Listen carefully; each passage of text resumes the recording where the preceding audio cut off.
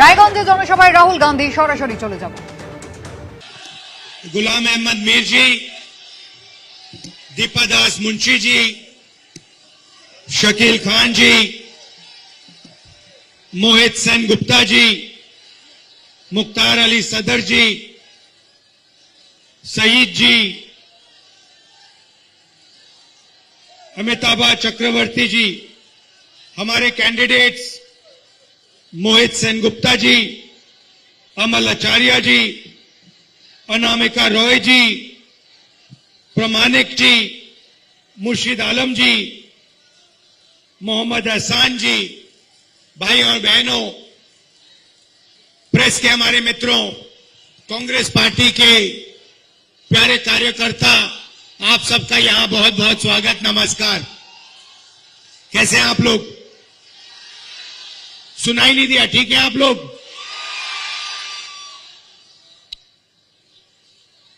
देश में क्या हो रहा है वो आप बहुत अच्छी तरह समझते हो। आज अंबेडकर जी को हम याद करते हैं। अभी हमने अंबेडकर जी पर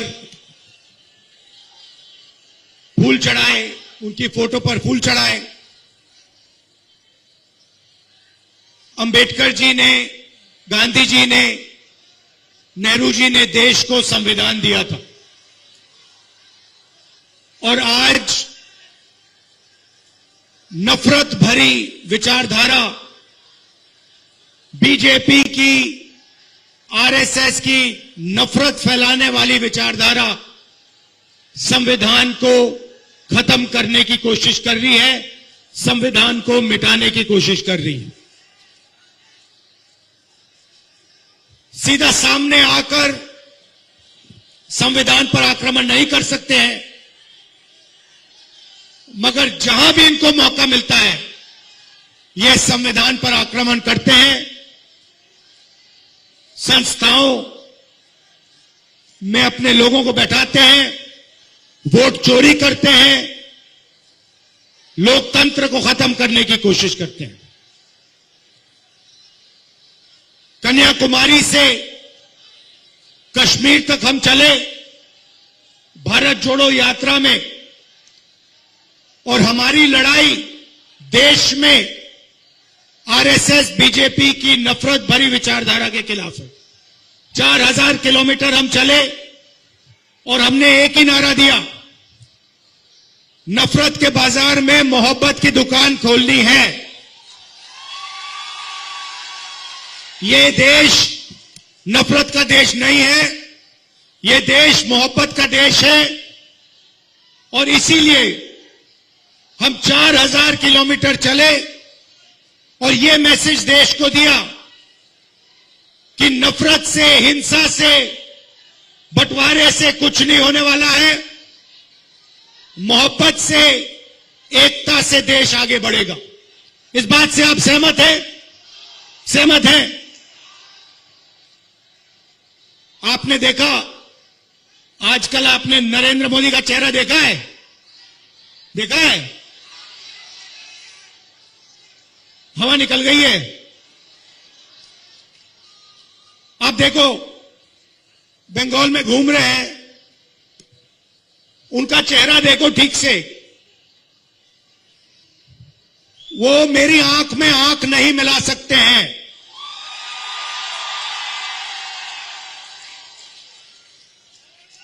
वो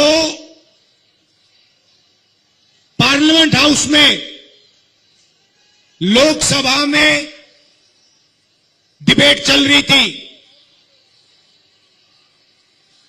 जो यूएस डील किया नरेंद्र मोदी ने, अमेरिका और हिंदुस्तान का जो समझौता किया उसके बारे में डिस्कशन चल रही थी।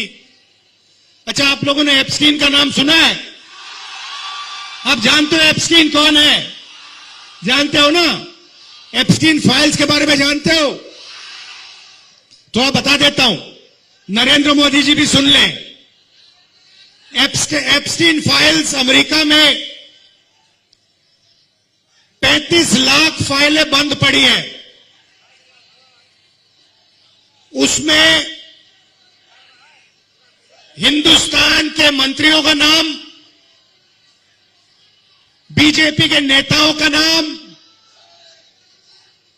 और नरेंद्र मोदी जी भी उसमें फंसे पड़े हुए हैं।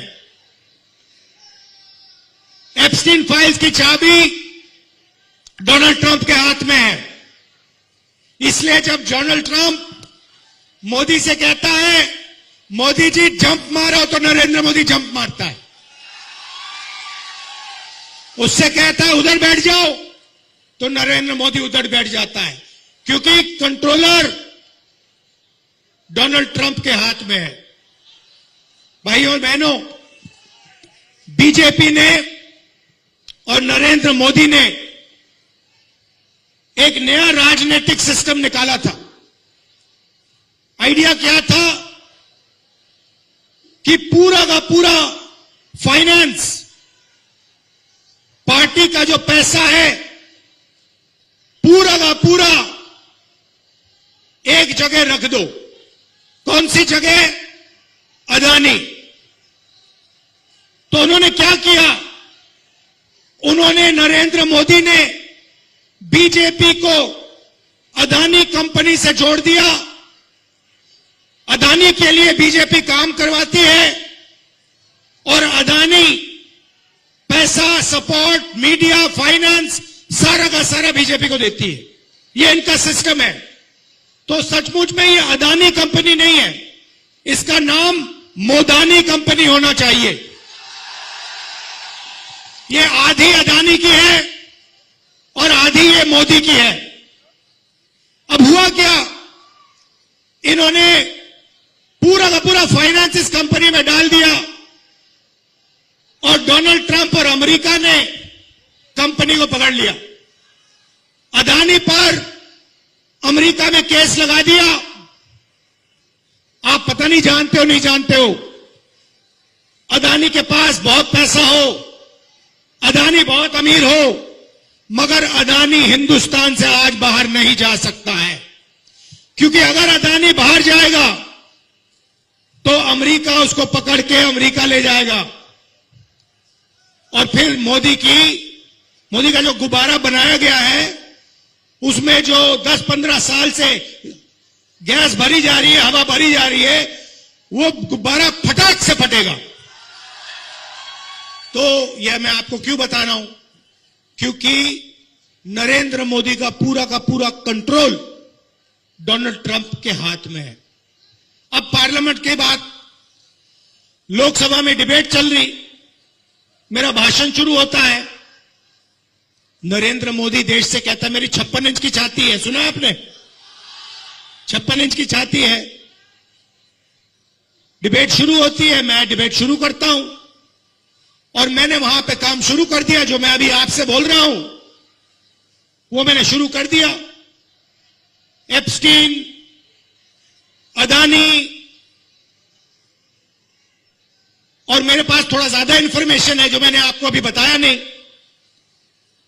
मोदी जी की हवा निकल गई। अमित शाह से कहते हैं इसको चुप करवाओ, इसको चुप करवाओ। वो पूरे इशारे चल रहे हैं, मैं रुका नहीं। एक बार रोका, नहीं रुका, दूसरी बार रोका, नहीं रुका, तीसरी बार रोका, नहीं रुका, और फिर नरेंद्र मोदी जी उठे। टीवी पे आप देखो, उठे और पार्लियामेंट, लोकसभा से बाहर निकल के भाग गए। 56 इंच की छाती होगी मगर आंख में आंख नहीं मिला सकता, दम नहीं है आदमी में। और हिंदुस्तान को भयंकर धोखा दिया नरेंद्र मोदी ने। अमेरिका के साथ जो इन्होंने समझौता किया है उसका नुकसान बीजेपी को नहीं होगा, उसका नुकसान आपको होगा, देश की जनता को होगा, बंगाल को होगा, किसानों को होगा, मजदूरों को होगा, छोटे व्यापारियों को होगा। देश को बेच दिया है। मैं फिर से बोलता हूं, नरेंद्र मोदी को अमेरिका ने कंट्रोल किया और नरेंद्र मोदी जी ने हिंदुस्तान को बेच दिया। समझौते के बारे में थोड़ा सा आपको बताना चाहता हूं। नरेंद्र मोदी ने पहली बार हिंदुस्तान के कृषि सेक्टर को अमेरिका के किसानों के लिए खोल दिया। डील के बाद अमेरिका के किसान अपना माल, अपनी दाल, अपना सोया, अपना कपास, अपने अखरोट, बादाम, अपने फल हिंदुस्तान में बेच पाएंगे। अब आप देखिए, हिंदुस्तान में खेत छोटे होते हैं, मैकेनाइजेशन कम है। हमारे किसानों के पास बड़ी बड़ी मशीनें नहीं होती हैं। अमेरिका में 1000, 10,000, 50,000 एकड़ के खेत होते हैं। पूरा मैकेनाइजेशन है, कंबाइन हार्वेस्टर, ट्रैक्टर, पूरी मशीनरी से काम होता है। आप ही सोचिए, अगर उनके किसानों का माल हिंदुस्तान में बिकेगा, हमारे सारे के सारे किसान बर्बाद हो जाएंगे। तो पहला काम नरेंद्र मोदी ने किया, कृषि का सेक्टर अमेरिका के लिए खोला और हमारे किसानों को खत्म कर दिया, नष्ट कर दिया। दूसरा काम और सबसे शर्मदायक काम, नरेंद्र मोदी ने अमेरिका से कहा कि हम उन्हीं लोगों से तेल खरीदेंगे जो आप चाहते हो। अगर आज हिंदुस्तान रूस से, ईरान से, सऊदी से, वेनेजुएला से तेल खरीदना चाहता है, तो बिना अमेरिका से पूछे हिंदुस्तान नहीं खरीद सकता।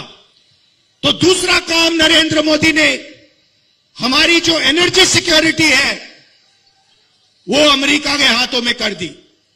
तीसरा काम भाइयों और बहनों, और जो यहां युवा लोग हैं, ये आप इसको समझोगे, हर रोज जब आप फोन चलाते हो, इंस्टाग्राम देखते हो, आप डेटा बनाते हो। डेटा 21वीं सदी का सबसे जरूरी चीज है। जो पहले देश की शक्ति तेल से बनती थी, पेट्रोलियम से बनती थी, अब देश की शक्ति डेटा से बनती है। भाइयों और बहनों, नरेंद्र मोदी ने हिंदुस्तान का डेटा अमेरिका के हवाले कर दिया। हिंदुस्तान का पूरा डेटा अमेरिका को पकड़ा दिया। जहां भी अमेरिका आपका डेटा रखना चाहे, चाहे वो मेडिकल डेटा हो, चाहे वो आपका आगे पीछे जाने का डेटा हो, चाहे वो आपकी बातचीत हो इंस्टाग्राम पे, व्हाट्सएप पे, सारा का सारा नरेंद्र मोदी ने अमेरिका के हवाले कर दिया। भाइयों और बहनों, वो इस डेटा को जहां भी रखना चाहते हैं वहां रख सकते हैं। हिंदुस्तान के बाहर रखना हो, अमेरिका में रखना हो, जहां भी रखना हो वो रख सकते हैं। ये नेशनल सिक्योरिटी के खिलाफ है। नरेंद्र मोदी ने हमारा डेटा दे दिया और नेशनल सिक्योरिटी को नरेंद्र मोदी ने भारी चोट पहुंचाई। भाइयों और बहनों, चौथा काम, नरेंद्र मोदी ने अमेरिका को कमिटमेंट दी कि हर साल हिंदुस्तान अमेरिका से 9.5 लाख करोड़ रुपए का माल खरीदेगा। 9.5 लाख करोड़ रुपए का माल हिंदुस्तान अमेरिका से खरीदेगा। तो आप सोचिए, हमारी छोटी जो फैक्ट्रियां हैं, मिडिल साइज की जो फैक्ट्रियां हैं, जो आर्थिक रीढ़ की हड्डी होती है, वो क्या करेंगे? अगर अमेरिका का माल सुनामी जैसे हिंदुस्तान में आएगा तो हमारी सारी की सारी छोटी और मिड साइज फैक्ट्रियां बंद हो जाएंगी। तो यह चौथा काम नरेंद्र मोदी ने कहा। आप देख रहे हो, आप कह रहे हो कि भैया हमारी तो फैक्ट्रियां, छोटी फैक्ट्रियां, मिडिल साइज फैक्ट्रियां ममता जी ने बंद कर दी। बंगाल में आपको डबल नुकसान होगा।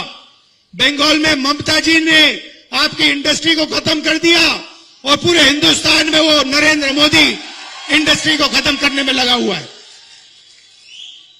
भाई और बहनों, आप जानते हो कि डोनाल्ड ट्रंप ने हिंदुस्तान के प्रधानमंत्री के बारे में बोला कि जब भी मैं चाहता हूं 2 मिनट के अंदर मैं हिंदुस्तान के प्रधानमंत्री का राजनीतिक करियर खत्म कर सकता हूं। 2 मिनट में ट्रंप कहता है। और 24 घंटा ट्रंप नरेंद्र मोदी को गाली देता है, मजाक उड़ाता है उसका। नरेंद्र मोदी जाके गले लगता है और ट्रंप उसका मजाक उड़ाता है और कहता है कि भैया इसका जो करियर है, इसका राजनीतिक करियर है, इसको मैं 2 मिनट में खत्म कर दूंगा। भाई और बहनों, नरेंद्र मोदी के बारे में ट्रंप ने एक और बात बोली। ट्रंप ने बोला कि जब मैं इसको फोन करता हूं तो ये मुझे सर बुलाता है। समझिए, समझिए, कहां महात्मा गांधी,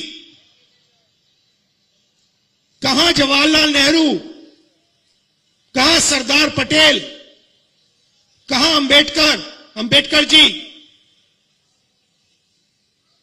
कहां इंदिरा गांधी जी, जो कभी नहीं झुके,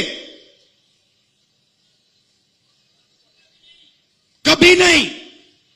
15-15 साल जेल गए, शहीद हो गए, मगर झुके नहीं। और कहां आज का प्रधानमंत्री जो अमेरिका के राष्ट्रपति को सलूट मार के सर बोलता है। यह देश की सच्चाई है। और फिर 24 घंटा ये नफरत फैलाते हैं, एक धर्म को दूसरे धर्म से लड़ाते हैं, हिंदू को मुसलमान से, क्रिश्चियन को सिख से, एक जात को दूसरी जात से। मणिपुर को जला दिया, बंगाल में इलेक्शन चोरी करने की कोशिश करते हैं, मध्य प्रदेश में चोरी किया, महाराष्ट्र में चोरी किया, हरियाणा में चोरी किया। ये ऐसे इलेक्शन नहीं जीतते हैं भाई और बहनों। ये चोरी करके, वोट काट कर, कांग्रेस पार्टी विपक्ष के वोट काट कर ही चुनाव जीतते हैं। यह सच्चाई है देश की। दूसरी तरफ उनको मौका कौन दे रहा है? बंगाल में बीजेपी को मौका कौन दे रहा है? तृणमूल कांग्रेस दे रही है।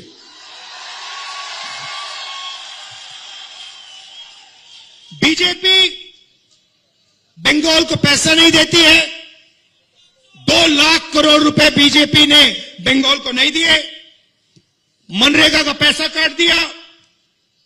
बंगाल के लिए यूनियन बजट में कोई प्रोजेक्ट नहीं दिए। और फिर एसआईआर के माध्यम से लोकतंत्र पर आक्रमण कर रहे हैं।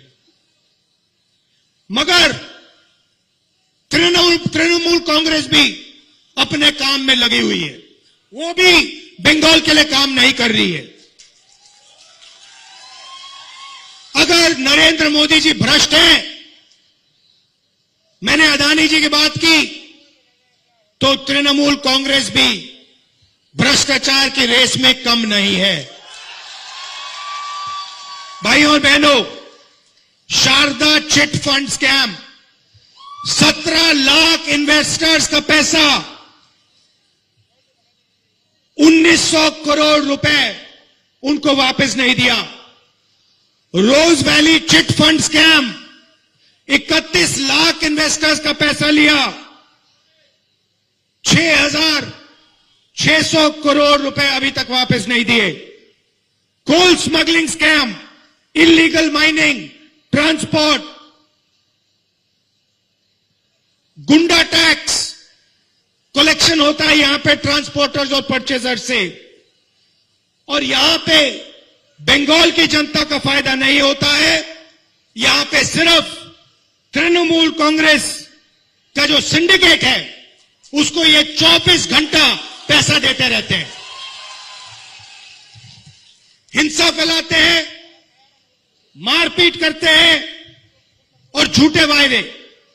तृणमूल कांग्रेस ने 2021 में बंगाल से वायदा किया था, मुझे याद है, 5 लाख लोगों को रोजगार देंगे, ये उनका वायदा था। कितने लोगों को रोजगार दिया? कितनी कंपनियां बंद हुई? कितने मैन्युफैक्चरिंग यूनिट बंद हुए? और अभी 84 लाख युवाओं ने अनएम्प्लॉयमेंट अलाउंस के लिए अप्लाई किया है। ममता जी कहती हैं 5 लाख युवाओं को मैं रोजगार दूंगी और 84 लाख युवाओं ने अनएम्प्लॉयमेंट अलाउंस मांगा है। मजाक हो रहा है यहां बंगाल के साथ। बंगाल पहले इंडस्ट्रियल हब हुआ करता था, इंडस्ट्रियल सेंटर होता था। कम्युनिस्ट ने और उसके बाद ममता जी ने बंगाल की पूरी इंडस्ट्री को खत्म कर दिया, नष्ट कर दिया। और अगर हम हिंसा की बात करें, महिलाओं की बात करें, तो RG Kar rape and murder case की भी बात करनी होगी। भाइयों और बहनों, बंगाल में कोई अकाउंटेबिलिटी नहीं है। जो भी टीएमसी के लोग करना चाहते हैं, टीएमसी के गुंडे करना चाहते हैं, वो कर सकते हैं। कांग्रेस के नेताओं को मारते हैं, हिंसा करते हैं। तपन कुंडू यहां हमारा आईएनसी का लीडर था, उसका मर्डर कर दिया। और दोनों बीजेपी और टीएमसी हिंसा का प्रयोग करते हैं। कांग्रेस पार्टी हिंसा के खिलाफ है। हम नफरत नहीं फैलाते हैं। हम एक धर्म को दूसरे धर्म से, जात को दूसरी जात से, एक भाषा को दूसरी भाषा से कभी नहीं लड़ाते हैं। हम जोड़ने का काम करते हैं, क्योंकि हम जानते हैं सत्य और अहिंसा के रास्ते से ही देश आगे बढ़ेगा।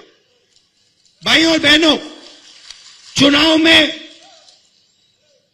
हमने बंगाल को मैनिफेस्टो में वायदे किए। सबसे पहला वायदा 10 लाख रुपए हेल्थ इंश्योरेंस, हर परिवार को फ्री कैंसर और डायलिसिस ट्रीटमेंट डिस्ट्रिक्ट हॉस्पिटल में। कृषक सम्मान 15,000 रुपए हर साल और 200 यूनिट मुफ्त बिजली बंगाल के किसानों को। शिक्षा रालो फ्री एजुकेशन, ग्रेजुएशन तक, महिलाओं को पीजी तक, कम्युनिकेटिव इंग्लिश और एआई में स्कूलों में एजुकेशन। युवा समाज जो भी सरकारी पोस्ट है, जल्दी से जल्दी हम उन्हें भरेंगे, युवाओं को इंटर्नशिप अपॉर्चुनिटी देंगे और डिस्ट्रिक्ट लेवल पे हम एआई सेंटर्स खोलेंगे युवाओं के लिए। और महिलाओं के लिए 2,000 रुपए हर महीने उनके बैंक अकाउंट में कांग्रेस पार्टी कैश ट्रांसफर करेगी। भाइयों और बहनों, दीपा जी ने प्रिय रंजन मुंशी जी के बारे में बोला।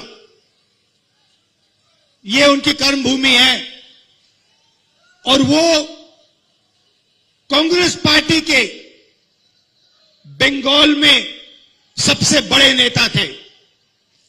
आज हम उनका याद करते हैं, उनकी याद करते हैं। दुख की बात है कि अगर उनका देहांत नहीं होता तो मैं गारंटी कह सकता हूं, आज बंगाल में कांग्रेस पार्टी की सरकार होती और प्रिय रंजन जी चीफ मिनिस्टर होते। भाइयों और बहनों, बंगाल में चुनाव हो रहा है। एक तरफ बीजेपी जिसकी नफरत भरी विचारधारा है, हिंसा फैलाती है, प्रधानमंत्री कॉम्प्रोमाइज हैं, उनकी तो बात ही नहीं करनी। दूसरी तरफ बंगाल में टीएमसी पार्टी जो बीजेपी के लिए रास्ता बना रही है, क्योंकि अगर टीएमसी ने अपना काम किया होता, आपको रोजगार दिया होता, नफरत नहीं फैलाई होती, तो यहां पे बीजेपी का कोई सवाल ही नहीं उठता। बीजेपी दिखती ही नहीं बंगाल में। आप हमारे कैंडिडेट्स का समर्थन कीजिए, कांग्रेस पार्टी को वोट दीजिए और ज्यादा से ज्यादा सीटें कांग्रेस पार्टी को दिलवाइए, हमारे लोगों को विधानसभा में भिजवाइए और बंगाल को बदलने का काम कीजिए। बहुत बहुत धन्यवाद। नमस्कार। जय हिंद।